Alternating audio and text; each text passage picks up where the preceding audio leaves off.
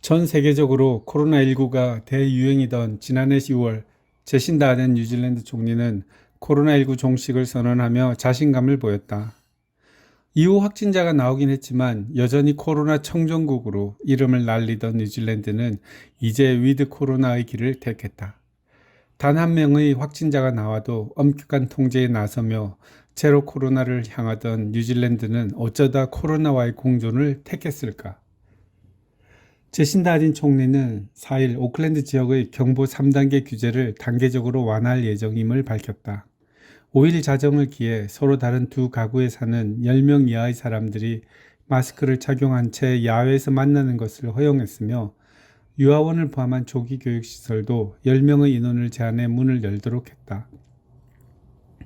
매주 강요 회의를 통해 다음 단계로 나아가도 안전한지 검토한 후 규제를 조금씩 풀어나가겠다는 방침이다. 이는 뉴질랜드가 기존과는 정반대의 노선을 걷는 것이어서 주목된다. 뉴질랜드는 코로나19 초기부터 엄격한 봉쇄 조치와 공격적인 접촉 추적을 통해 코로나19 바이러스에 대해 사실상 무관용으로 일관해왔다.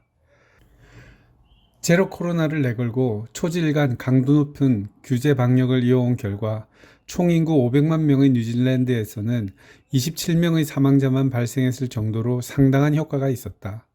AP통신은 다른 나라들은 사망자 수가 급속도로 증가하고 일상생활에 차질을 빚는 동안 뉴질랜드 국민들은 안전한 사무실, 학교로 돌아갔다고 설명했다.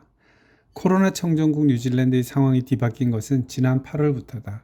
전염성이 상당히 강한 델타 변이 바이러스는 전 세계로 빠르게 확산됐고 뉴질랜드도 예외는 아니었다. 한 자릿대에 머물던 하루 확진자 수는 지난 8월 17일 델타 변이 감염자가 확인된 이후 8월 28일 한때 83명까지 늘었다. 미 존스홉킨스 대학에 따르면 지난 3일 기준 하루 신규 확진자 수는 30명이며 지난 9월 20일부터 10월 3일까지 총 확진자 수는 300명을 기록했다. 아덴 총리는 이번 확산세와 관련해 오랜 기간 이어온 엄격한 규제 방식이 우리를 제로 코로나에 이르게 하지 않았음이 분명해졌다며 그래도 괜찮다. 백신이 없을 때는 제로로 만드는 것이 중요했지만 이제 우리는 일을 하는 방식을 바꿀 수 있다고 강조했다. 뉴질랜드의 경우 다른 선진국에 비해 백신 접종 캠페인에 서두르지 않는 모습이었다. 확진자 수가 상당히 적었던 데다 코로나19를 통제할 수 있다는 자신감이 컸기 때문이다. 8월 이후 발병률이 급증하면서 뉴질랜드 역시 백신 접종에 서둘렀다. AP통신에 따르면 현재 뉴질랜드 전체 국민 중 65%가 최소 1회 접종을 마쳤고 40%가 완전히 접종을 마무리 지었다. 12세의 경우는 약 79%가 최소 1회 접종을 한 것으로 나타났다. 백신 접종률이 높아진 점은 강도 높은 봉쇄의 필요성을 낮추는 원인이 됐다. 뉴질랜드가 위드 코로나를 택한 것은 정치적인 영향도 있다. 코로나19 초기 당시 강력한 규제를 내세우면서 코로나 청정국으로 불리자 아덴 총리의 인기는 빠르게 치솟았다. 월스트리트 저널은 아덴 총리의 초기 대응은 뉴질랜드에서 엄청난 인기를 끌었고 지난해 10월 총선에서는 아덴 총리가 이끄는 노동당이 압승을 거두면서 단독 정부를 구성할 수 있도록 도왔다고 평가했다. 뉴질랜드의 경우 1996년 이후 정당 득표율에 따라 의석을 나누는 혼합비례대표제를 택하고 있다. 이 제도가 도입된 이후 한 정당이 과반 의석을 확보, 단독 정부를 구성한 것은 아덴 총리가 처음이다. 그러나 강도 높은 통제가 오랜 기간 지속되자 아덴 총리가 내세우는 제로 코로나에 대한 공감대가 흔들리기 시작했다.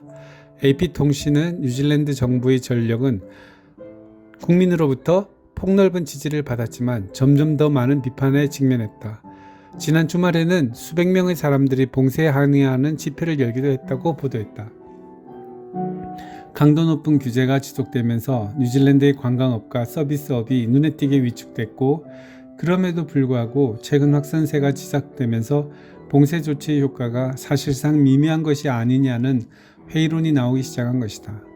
키위뱅크의 수석 이코노미스트인 제러드 커는 오클랜드를 봉쇄한 영향으로 뉴질랜드 경계가 지난 9월까지 3개월간 전분기 대비 7.0% 감소한 것으로 보인다고 밝혔다. 키위뱅크의 수석 이코노미스트인 제러드 커는 오클랜드를 봉쇄한 영향으로 뉴질랜드 경제가 지난 9월까지 3개월간 전분기 대비 7% 감소한 것으로 보인다고 평가했다. 뉴질랜드 재무부는 비록 세계 다른 나라에 비해서는 확진자 수가 낮게 유지되지만 봉쇄에 따른 비용으로 인해 정부 부채는 코로나19 이전 수준에 비해 2배 이상 증가할 것으로 예상했다. 뉴질랜드가 처한 정치적 경제적 상황이 제로 코로나 정책에서 발을 빼는 전환점이 된 것이다. 다만 뉴질랜드의 최근의 확산세가 마오리족과 파시픽 가족, 즉 백신 미접종군이나 취약계층을 중심으로 퍼져나가고 있다는 점은 부담 요인이 된다. 영국 일간지 가디언은 최근 확진 사례의 상당 부분이 마오리족과 퍼시피카 두 그룹 안에 있다며 이들은 변이 바이러스 확산으로 고통을 받을 위험이 더 높다고 지적했다. 오타고 대학의 면역학자인 다이앤 시카 파우투그누 박사는 섣불리 규제를 완화한 데 따른 결과는 가장 취약한 계층에게서는 끔찍할 수 있을 것이라고 말했다.